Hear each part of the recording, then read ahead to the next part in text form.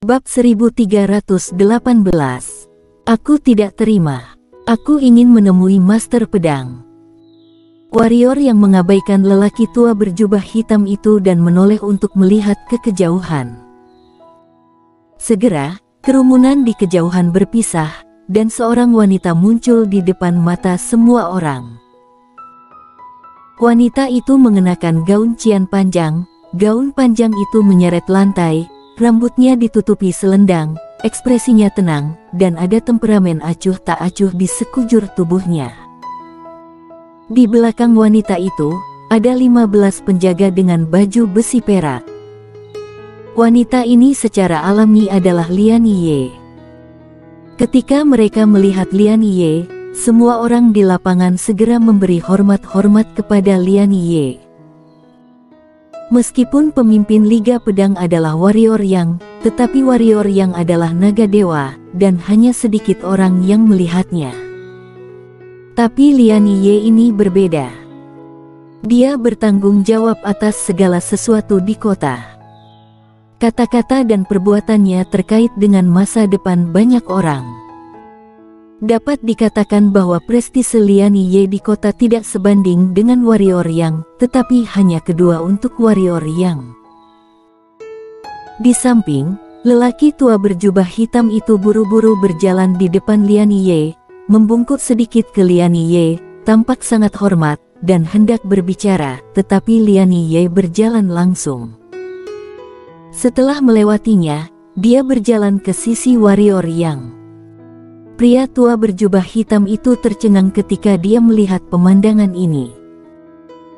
Di mata semua orang, Lian Ye berjalan ke arah Warrior Yang dan hendak memberi hormat ketika Warrior Yang melambaikan tangannya dan berkata, "Benar-benar tidak perlu kehormatan seperti ini di antara kita." Lian Ye tersenyum sedikit, lalu berkata, "Kapan kamu kembali?" Warrior Yang berkata, "Baru saja. Aku ingin pergi kepadamu secara langsung, tetapi Shiro hanya bersenang-senang, jadi aku bermain dengannya." Begitu Shiro disebutkan, Shiro berlari keluar dari toko. Di depannya, dia menyeret 10 buah.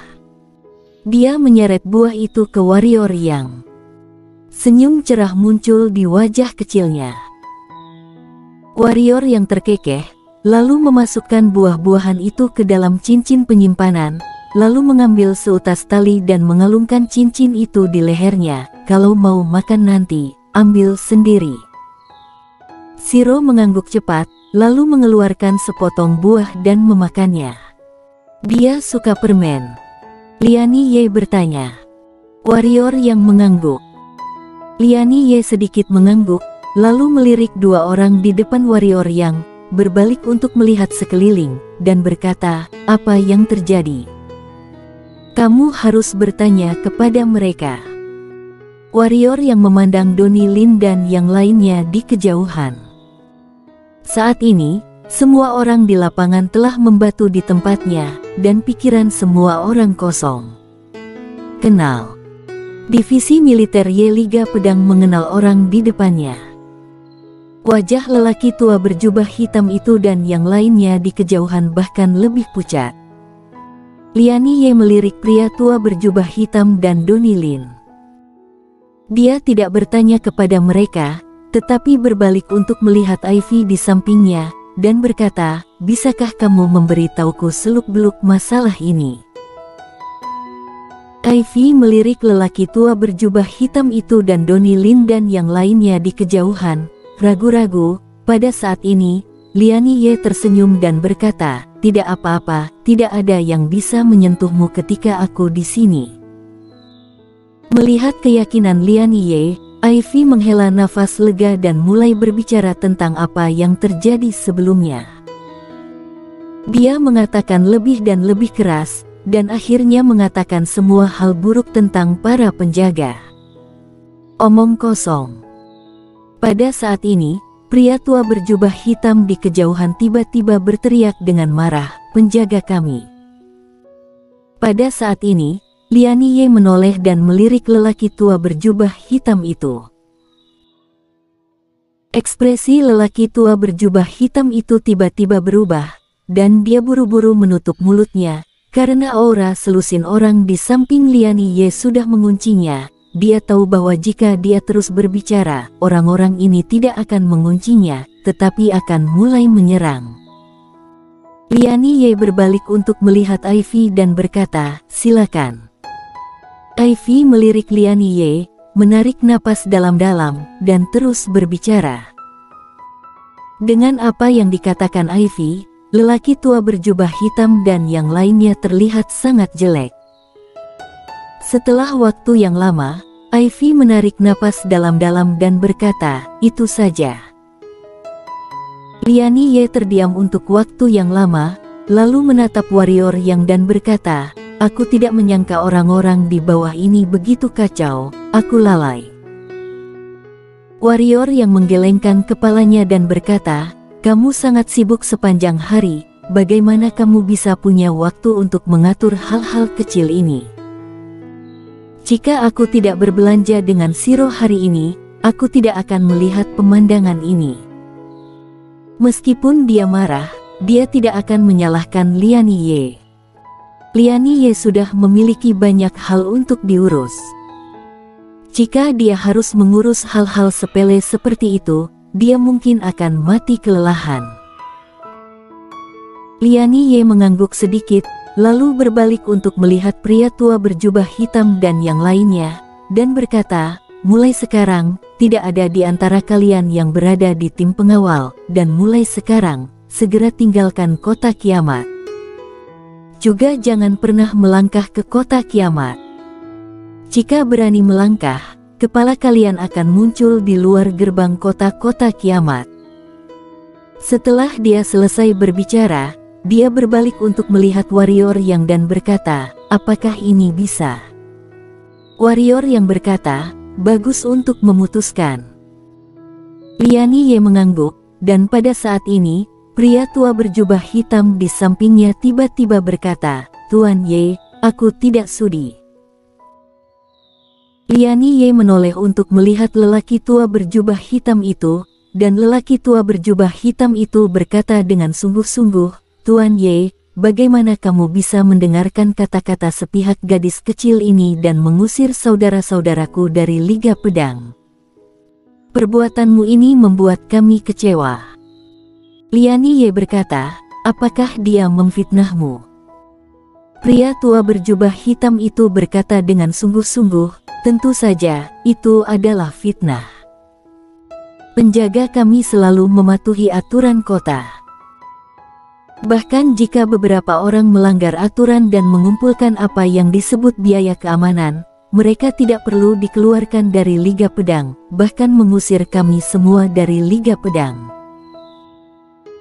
Lian Ye melirik lelaki tua berjubah hitam dan yang lainnya, dan berkata, "Penatuasu, cucumu melakukan hal-hal buruk di kota, jangan bilang kamu tidak tahu, kamu tidak menghentikannya, tapi kamu malah memberikan perlindungan.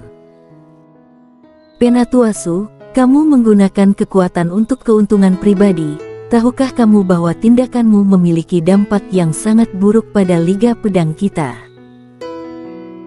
Dengan segala hormat, hari ini aku seharusnya membunuhmu, biarkan aku membunuhmu sebagai contoh, tapi aku ingat kamu telah memberikan kontribusi besar untuk Liga Pedang, jadi aku akan membiarkanmu hidup." "Aku tidak terima." Orang tua berjubah hitam itu berkata, "Aku ingin menemui Master Pedang. Aku ingin Master Pedang menegakkan keadilan untuk kami." Begitu mereka diusir dari kota kiamat, tidak ada harapan lagi untuk melangkah lebih jauh di masa depan. Warrior Yang. Di samping Warrior Yang, Violet tidak bisa menahan tawa. Lian Ye menggelengkan kepalanya, lalu menatap Warrior Yang dan berkata, "Ayo pergi." Warrior Yang mengangguk, lalu meraih tangan Violet dan berjalan ke kejauhan. Pria tua berjubah hitam itu hendak berbicara ketika seorang penjaga lapis baja perak di belakang Lian Ye tiba-tiba muncul di depan pria tua berjubah hitam itu dan berkata, "Bodoh, perhatikan baik-baik siapa pria di samping Nona Ye. Buka matamu dan perhatikan baik-baik." Setelah berbicara, pria berbaju perak itu berbalik dan mengikuti Lian Ye dan yang lainnya. Pria tua berjubah hitam itu tertegun sejenak, dia menoleh untuk melihat warrior Yang dan Lian Ye, lalu menemukan satu hal, yaitu, Lian Ye tampaknya bersama warrior yang sedang berjalan di samping berdampingan, tetapi tidak demikian, Lian Ye berada di belakang warrior Yang, tetapi jaraknya sangat pendek, hanya sekitar setengah langkah, tapi jika tidak perhatikan dengan cermat, dia tidak dapat melihatnya keluar sama sekali. Ini adalah rasa hormat dari yang lebih rendah kepada yang lebih tinggi. Memikirkan hal ini, wajah lelaki tua berjubah hitam itu menjadi pucat seperti kertas dalam sekejap. Dia mundur beberapa langkah dan berkata, dia adalah master pedang. Pria tua berjubah hitam itu tidak sengaja merendahkan suaranya, jadi semua orang di lapangan mendengar kata-kata lelaki tua berjubah hitam itu. Wah! Semua orang di lapangan segera heboh. Dia warrior Yang, dia warrior Yang, dia warrior Yang. Ya Tuhan, dia ternyata adalah warrior Yang. Tidak heran aku pikir dia sedikit akrab sebelumnya. Ternyata dia adalah ahli pedang warrior Yang. Pantas saja, bagaimana mungkin seseorang yang berani memukul Josh Su menjadi orang yang biasa-biasa saja?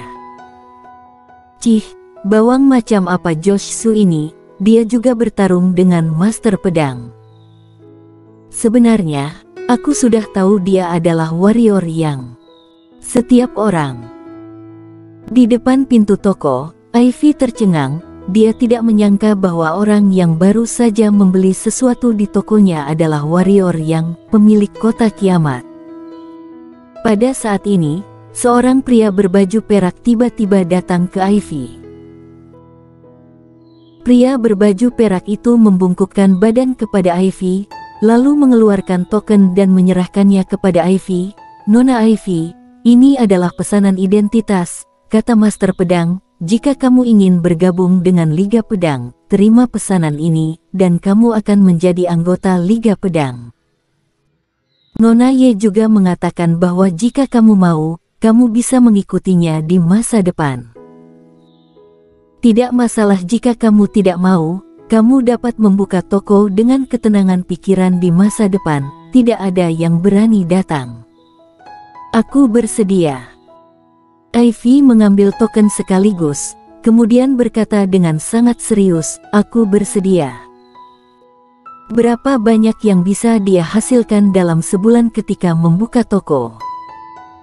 Tapi begitu bergabung dengan Liga Pedang, selama bekerja keras, apakah takut tidak akan memiliki sumber daya untuk berlatih di masa depan? Dapat dikatakan bahwa ini adalah kesempatan besar baginya, bagaimana dia bisa melepaskannya? Pria lapis baja perak itu tersenyum dan berkata, kalau begitu minta Nona Ivy untuk berkemas dan ikut aku ke Liga Pedang. Oke, sekarang. Setelah Ivy selesai berbicara, dia bergegas ke toko Istana Pedang. Warrior yang duduk di urutan pertama, dan di bawah ini adalah beberapa anggota penting Liga Pedang, serta orang-orang dari 3 sekte dan 3 kota dari wilayah rahasia. Saat mereka melihat warrior Yang, semua orang di Liga Pedang menarik napas lega. Warrior Yang adalah puncak dari Liga Pedang, selama warrior Yang ada, hati semua orang akan tenang. Warrior Yang melirik kerumunan dan hendak berbicara. Tiba-tiba, wajahnya berubah dan tubuhnya bergerak. Dia menyapu keluar dari aula pedang dan naik ke udara. Di kejauhan di langit, ada bola api seperti meteor jatuh sedang menuju kota kiamat. Bersambung.